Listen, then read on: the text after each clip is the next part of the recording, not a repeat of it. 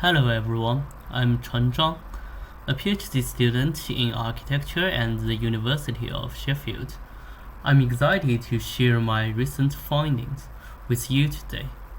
I will discuss the inherent conflicts of archaeological site parks in China. While my research focus is on the conflicts within the Chinese context, I believe these conflicts also appear in similar heritage conservation practices in other regions. The concept of archaeological site parks might not be familiar to some audiences.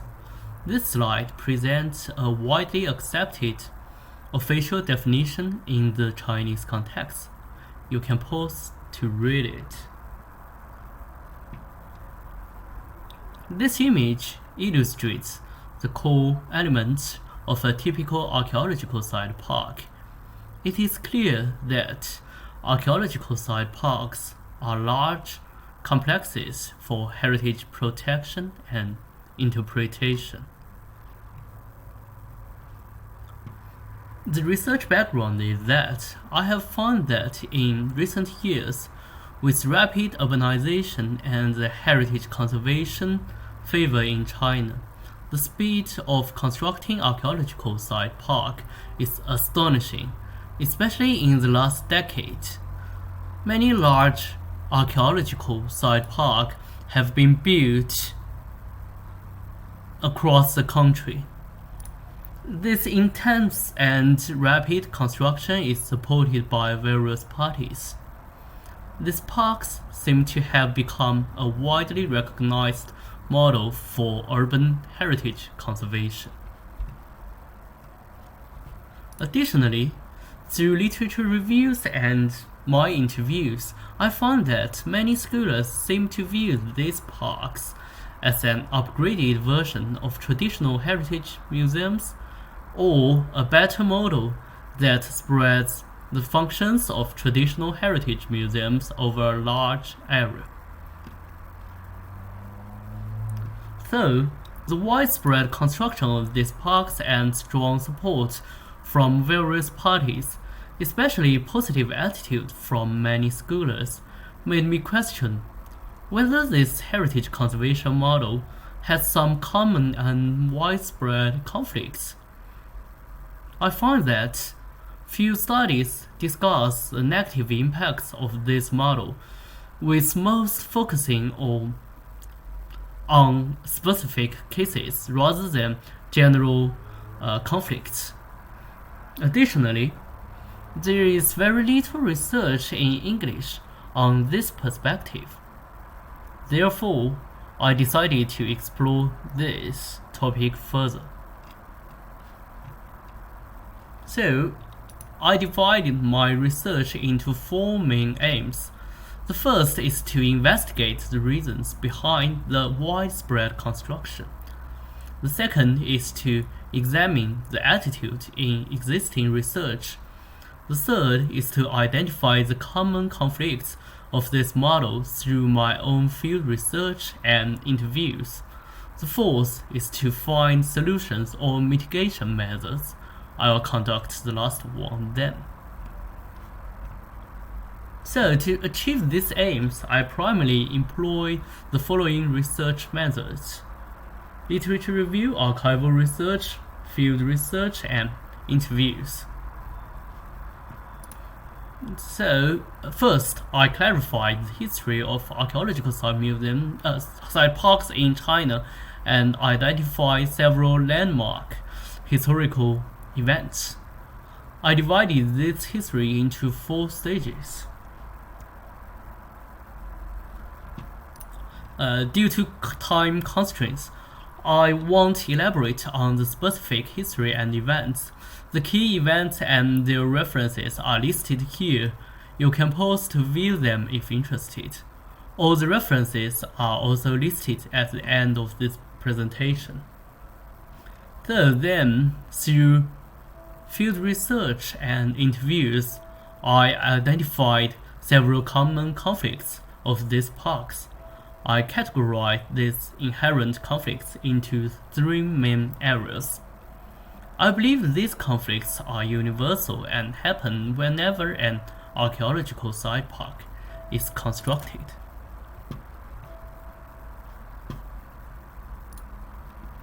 So, the first type of the conflicts is land use.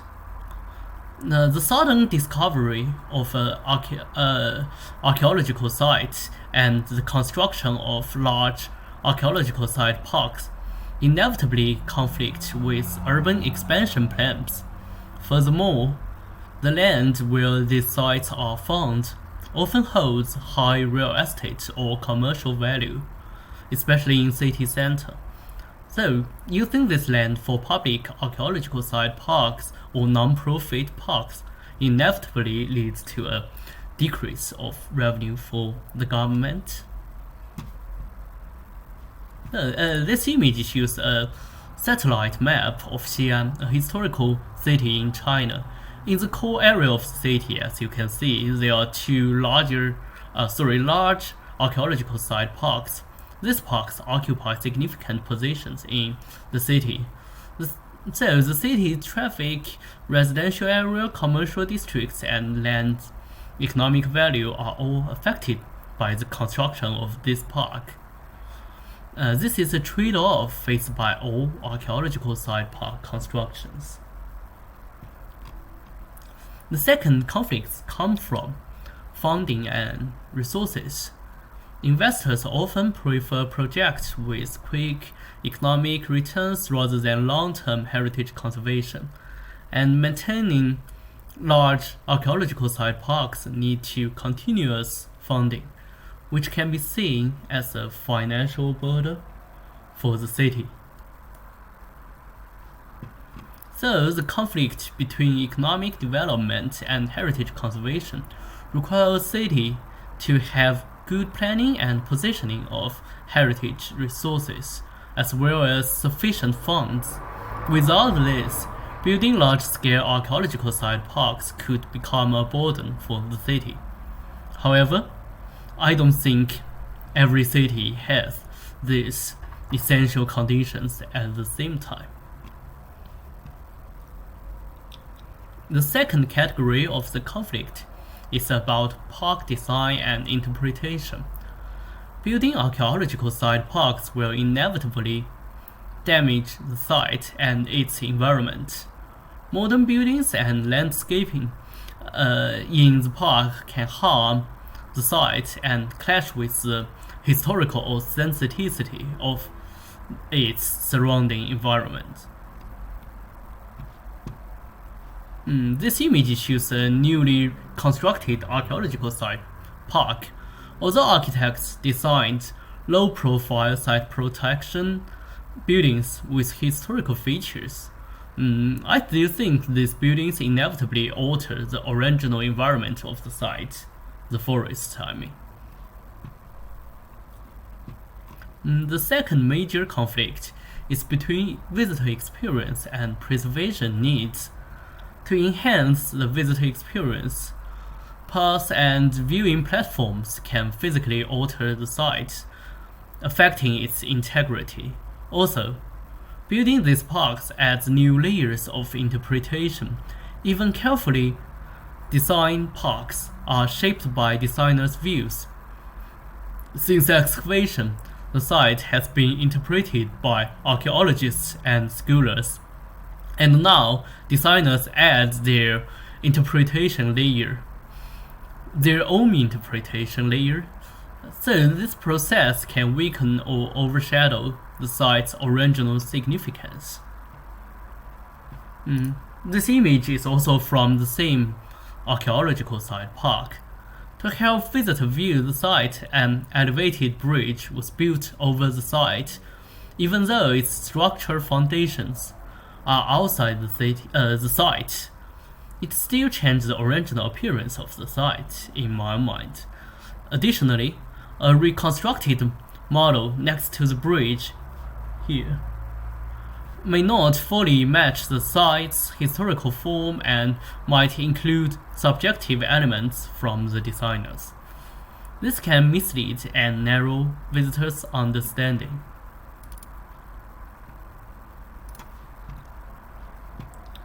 The third major type of inherent conflicts is among stakeholders. This is common in various construction activities, but I think this is especially prominent in building archaeological site parks. The reason is that this heritage conservation method involves many and varied interest groups.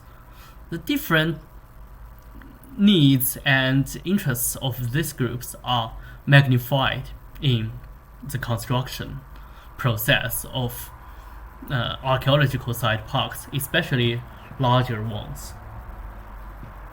And a typical example is the Daming Palace Archaeological Site Park in Xi'an, China. It has received many design awards. However, I find there are many conflicts during its construction.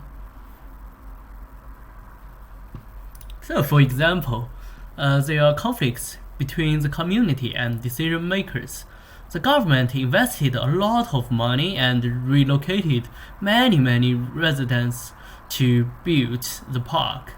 Although most people received financial compensation, some were unhappy about moving and lost their connection to the original site. And there are also other conflicts between, for example, between archaeologists, designers, and decision making. If you are interested, you can pause to read more on this slide.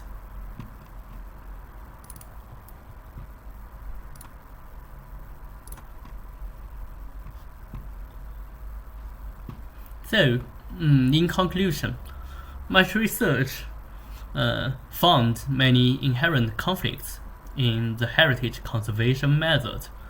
These conflicts are not unique to Chinese archaeological site parks, but I think they are very common everywhere when this method is used.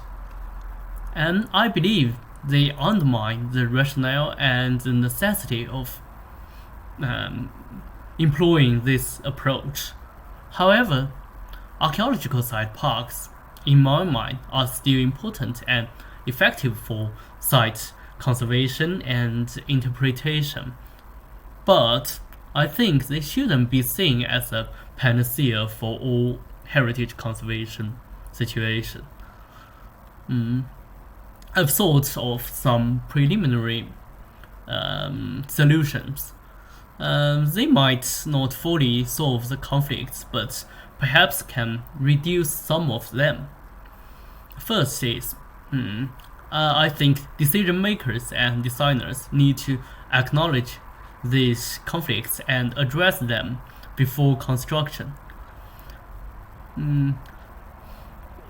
Maybe we can use inclusive design approaches that respect and highlight the historical significance of the site, and using materials, colors, and techniques that harmonize with the heritage. And regular consultations and workshops with archaeologists, architects, designers, and the local communities might be also helpful. The next is modern technology, such as AR and VR, can replace some of traditional physical constructions. I think they can provide immersive experiences and protect the site's integrity through digital reconstructions and virtual tours. And due to the time constraints, many conflicts and solutions not discussed here will be addressed in my conference paper. I hope you will continue to follow my research. And this slide is the list of references mentioned earlier. And thank you very much for your attention, and I look forward to receiving your feedbacks. Thank you.